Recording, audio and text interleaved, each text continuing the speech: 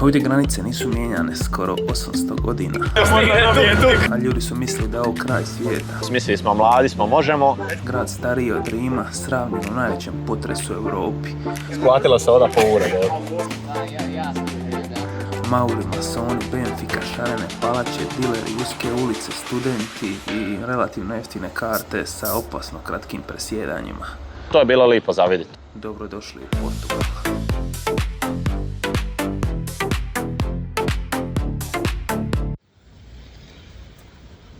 Prazan koji inače splitski aerodrom, nadam se za 40 minuti je let, a ja sam nabudan on red od 40 minuti na security, jer to nikad nije bilo.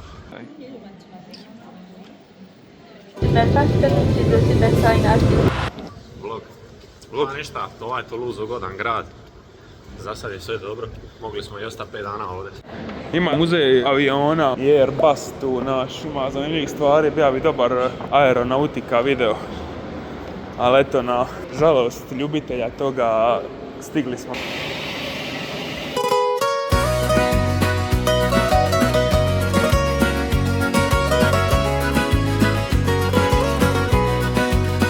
Ajde Armeniju.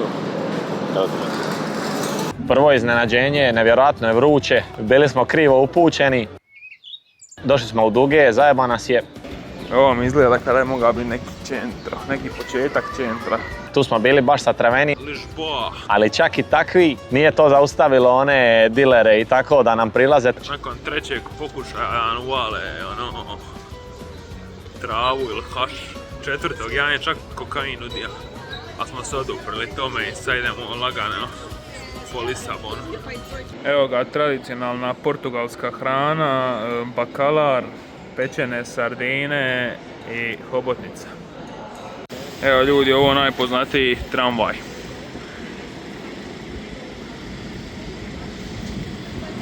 Nisam oduševljen. 14 jača noga 100 puta u glavu. Ova idealista, ovi rentaju smještaj. Ma nećemo na njega, no. 28. Tramvaj je sam po sebi zanimljiv, ali zanimljivije je što prolazi starim četvrtima, uskim ulicama centra koje možete iz njega razgledavati, zato i bude prepun turista, bude ogroman red. Nema neka atrakcija sad da je ono, evo sad je po tome najpoznatiji. Ima tramvaj, ima katedrala, ali ništa nije onako kao main atrakcija kao što je tipa Eiffelov toranj. Baza je zapravo da je grad baš onako fotogeničan i zanimljiv sam po sebi cijeli. Ima par ovih narkomana ovih kao ovaj, ali dobro, šta ćemo mi. Odbili smo travu, hašiš i sve već 10 puta. Portugal je 2001. dekriminalizirao male količine droga, zato su turisti motivirani da kupe, a radi te motivacije manje skupine, koje uglavnom nisu Portugalci nego migranti, su motivirani da prodaju. Makar ako stanete kupiti, vjerojatno bi dobili neki origano ili aspirin. Ajde, stani da Roki. Klik, klik, klik. Klik.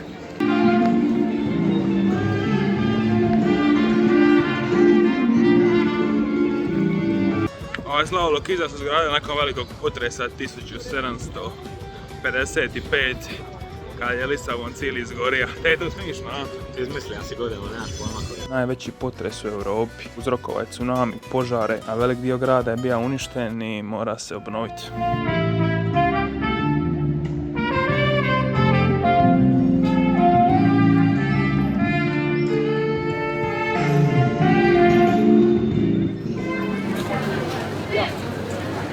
I tako, na kraju sam uzeo i ovu majicu u fan shopu, da se vidi ipak da smo bili u Lisabonu, da navijamo za Benfiku. Čekaj, pa vidiš natpis budal. I ain't ready that shit. Evo upravo za crveno bezveznu majici, sve i samo Adidas znak. Moja je bila malo bolja. Vožnje među gradovima se mogu naći za par eura i Uber jeftiniji nego u Hrvatskoj. Taksi je za neke destinacije koje bi u Hrvatskoj platili 20 eura, a ćete platiti 6 ili 7. Evo nas na putu za Coimbru. A ovaj vozač je pobija sve bube ovog kraja. A i neka dobro. Kamerica je malo za teški kurac u mračnim uvjetima, ali dobro. Prvi dojmovi Coimbra. Pa Coimbra mi je za sad dobra. Sviđa mi se što nema ljudi. I tamo je za beskućnike dušu dalo.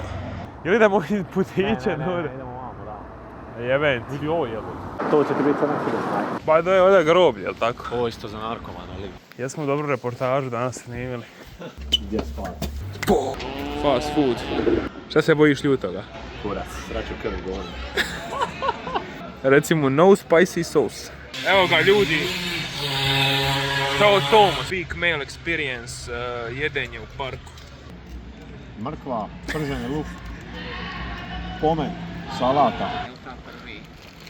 Kakav ti je pastel de nata? Zapravo se izgovara paštel i mi smo sve izgovarali italijanizirano. Castello je zapravo kaštou, centro je centru. Dosta koriste š i dosta gutaju slogove, tako je teško za povatac. A mislim dobar je okus, ali ovoliki je bro. Para uza croissant. Para to je iz Francuske. Para nismo u Toulouse još jedno. Neće više ni biti da je Katovice. Evo ga ljudi, pastel de nata, pravljenje samostanima. Jedan od poznatijih je u Lisabonu, pastel de Belem. Ima utvrda tamo Belem i kvart cijeli Belem i tamo valjda bila jedna od prvih. Ako nije od prvih, onda je najpoznatija je. Pravići se da ga nisam već do kurija. Malo petivo s vanilijom. Ali smije ovdje. Dobar je, ali je premali. Pomen. Ovo vam je kolodvor Coimbra. Ništa puno zanimljivo. Lisabon, kolodvor, čak ono artistik nekako, moram priznati. Interliber. Sad smo se uputili u Sintru, mjesto malo zapadno od Lisabona. Ima razne atrakcije, no najpoznatije su tri od njih, to su Quinta de Regaleira, Palača Penja i Castello dos Mouros. Evo nas u Sintri, ne znamo još koji nam je plan, kako ćemo doći do Kule, hoćemo se penjati ovim uzbrdicama, hoćemo li uzimati tuk-tuk ili bus, ali snaćemo se nekako. Ko u filmovima boja? Kejtali smo tuk-tukove. Tu nam je kao cilj. Quinta de Regaleira je najpoznatija po spiralnim skalama koje idu u dubinu. Povijesno zanimljivo je da su tu masoni imali svoje rituale. Znači, dođeš sa vrha i spuštaš se polako dole. Zamisli da imaš ocjenu 1.6 sa 104 reviewa. Ali samo uđu da ga poseru. To smo mogli i mi sad uleti pa ostaviti. Hoćemo ući čak bez zajebanca. Da vidimo najgore ocijenjen mini market. Zanima me šta je dole. Ovo je grozno. Ima jedan mini market koji ima ocjenu na Google karti 1. nešto što je nevjerojatno. To je to. Imate samo foliju, nema ništa. Nije bezobrazna. Da. Nije me oduševio ako je najgori market, očekivao sam da štakor pretrči, ali po meni nije ni najbolji market.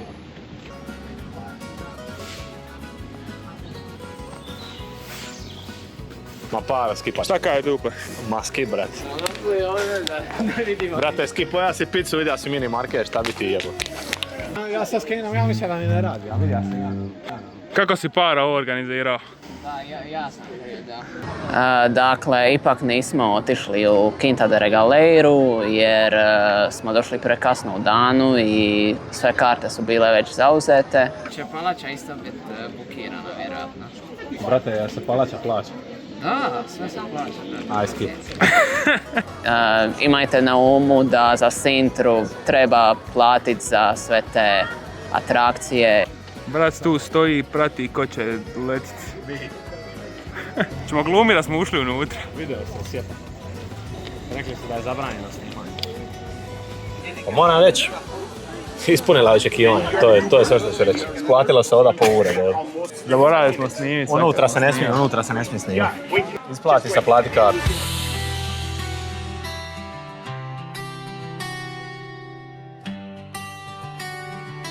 Na kraju smo rekli, aj kao, nećemo tuk-tuk, išli smo na buggy. Cijelo vrijeme smo hejtali tuk-tuka, tako I na kraju idemo buggy. CF moto nekim. Povezan nas je brat u buggyju, nismo u tuk-tuku, daje nam i turu po putu. Rekao nam je 10 eura da je to cijena i busa, sad to ću baš provjeriti kad dođemo gori, jer istina zanima me iskreno. Naravno da nije.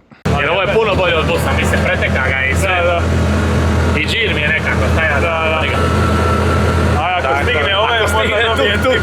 Da, ako stigne tuk lupi i imamo. Moći ovoga na sljedećoj okuci. Da, evo, gledam sa strane. Dobro je rekao onaj, samo skale i stabla. Se ono jebi ga do put gore.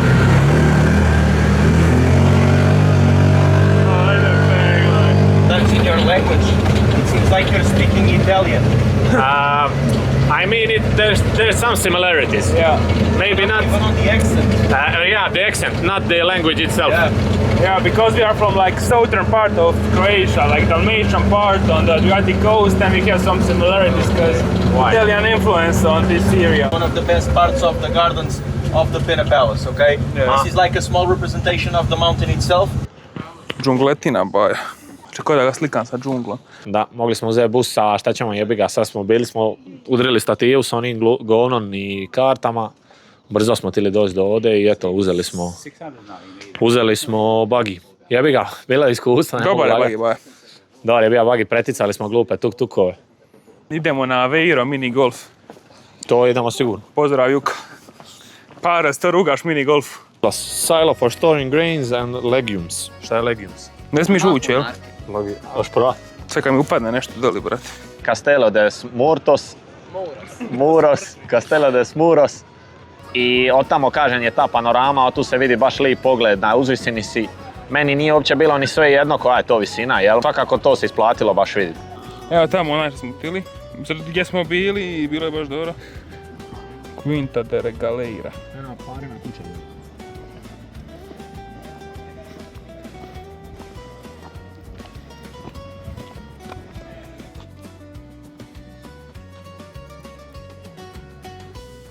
Ovo je građevina za niske ljude. Castello dos Mouros. Jedan maurski dvorac izgrađen u 8. stoljeću dok su Mauri vladali ovim Pirinejskim poluotokom. Naravno na brežuljku kao i svi dvorci ikad. Kako bi se pružio bolji pogled i kako bi te neprijatelj teže napao. Kasnije, nakon rekonkviste, islamska vlast odlazi i kršćani preuzimaju dvorac i tad gubi tu vojnu ulogu. Ako zanimljivog oblika podsjeća malo na kineski zid, neka ženska. A ono tamo iza nas je palača Palacio de Pena, jedna od najpoznatijih palača u cijelom Portugalu. U ovoj Sintri se isprepletala ta jedna kultura koja je došla sa sjevera Afrike sa tim maurskim osvajanjima. Dobar dio kraljeva ovdje je pravio svoje ljetnikovce kada bi postalo prevruće u Lisabonu. I to je jedna od mnogih turističkih atrakcija u ovom Sintri koja je cijela, usudim se reći, turistički grad. Krase ga šarene građevine, par jako zanimljivih lokacija koje ne možete obići tako lako pješke jer su dosta udaljene, ali kad dođete pogled je stvarno odličan. Cijeli vibe, cijeli miris šume, taj jedan hladniji zrak daju cijeli dojam. Rekli su da se puno vlasti ovdje promijenilo kroz godine. Da su dvi, ne znam. Zašto je da ovoliko zastava, par? Promijenilo se puno, ako neko smatra dvi puno, jebi ga, puno se promijenilo.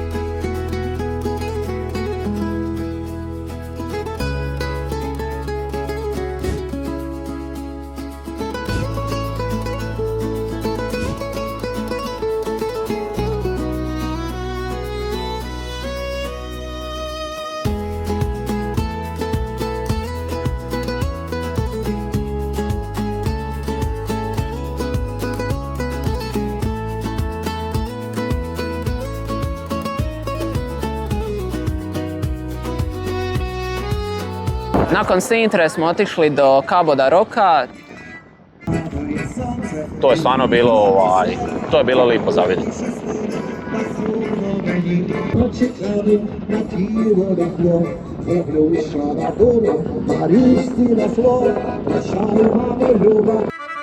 Brat Ukrajinac svira. Jako je zanimljivo zapravo kako je doslovno ovo nekad bio kraj svijeta. Došli bi ljudi ovdje misli da iza nema ništa što uopće je nepojmljivo sad iz današnjih saznanja. Ne znam, moja nije ni jedna. Maznija brat nekom vodu. Cabo de Roca. I Madeira je zapadnija, Azori i Island. Ali ovo je kao kontinentalne Europe. Najbliže kopno naprijed je Amerika. Ako slučajno nisam nabija na Azore negdje. Ajde, doli se možemo slikati kraj klifova. Aj, iskočio sam na ovu ogradu. Idemo kod tetkice. Traži mikrofone ljudi, ja zapravo neću ništa kaj taj sport. Čak mi je ovo pik do sad. Teta tamo čila lagano, boli je briga. A vidi, ovo je jak hajk, vjerojatno zabranjen.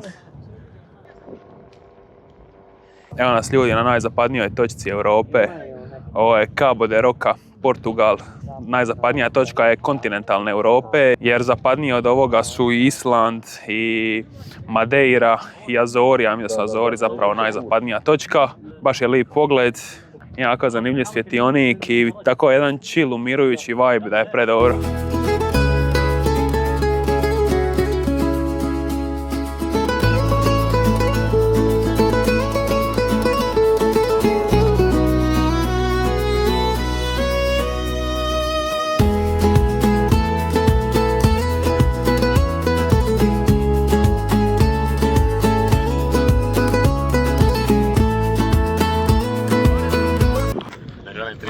Kazne.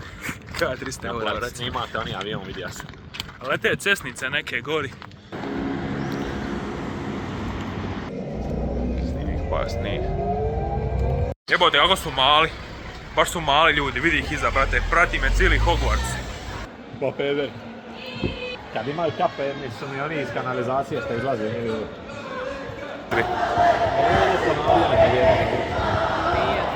Čekaj, ovo fali. Ovo fado par. Coimbra je inače studentski grad, poslužuje kao inspiracija za Harry Pottera, ali više o Coimbri i Portu poslije. Mladi kokos boja. Gledam kako je ovo.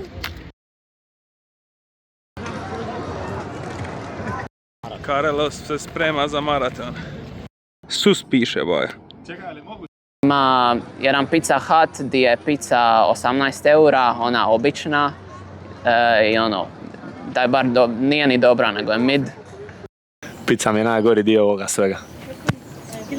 Da mogu vratiti vrijeme stari, pusti ono ubi bebu Hitlera i to, samo bi sebe zaustavio da onu pizzu ne uzmem, boga. Ništa drugo ne promijenio. Imali smo za Vezdas, nisam iskužio. Para se jedini Vezdas. Zato sam iskužio. To šti reći, aj. Ne znate, glupari. Sad će biti ako ste vidjeli na TikToku, Instagramu, edite u zadnje vrijeme. Hey there, Delilah, what's it like in New York City? I'm 1,000 miles away, but girl, tonight you